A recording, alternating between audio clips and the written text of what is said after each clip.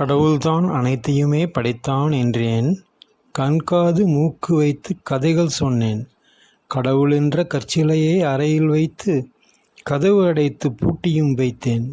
பின் அந்தக் கடவுளுக்குப் பசி தீர்க்க பால், நெய், தேங்காய், கனி வகைகள் கற்சிலை முன் படித்தேன்.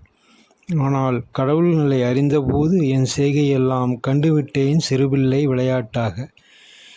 இன்று நாம் சிந்திக்கக்கூடியது மிக உயர்ந்த ஒரு கருத்தை பற்றியது. இறைவன் யார்? இறைவனுக்கு உருவம் உள்ளது என்று நினைத்து நாம் என்னவெல்லாம் நமக்காக செய்து கொள்கிறோமோ அவை அனைத்தையும் அவனுக்கு செய்கிறோம், ரசிக்கிறோம். மேலும் இறைவனிடம் நீ எனக்கு இது செய்தால் நான் உனக்கு அது செய்கிறேன் என்று வியாபாரம் செய்கிறோம். சற்றே சிந்தித்து பார்ப்போம். இந்த பிரபஞ்சத்தை படைத்து கோடான கோடி கோள்களையும் உயிர்களையும் படைத்து அவை அனைத்தையும் இயக்கிக் கொண்டும் காத்து கொண்டும் இருப்பவன் இறைவன்.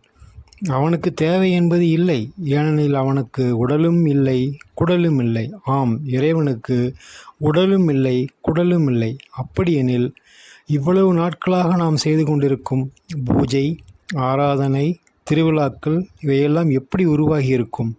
ஒழுக்க நெறி தவறி வாழும் மக்களை நல்வழிப்படுத்தி அவர்களை திருத்துவதற்கும், சமுதாயத்திற்கு அவர்களால் ஏற்படும் துயரங்களை, துன்பங்களை தவிர்ப்பதற்கும் உண்மையான இறையுணர்வு பெற்றவர்களும் சிந்தனையாளர்களும் உருவாக்கியதே ஆகும் இவ்விதமான செயல்கள்.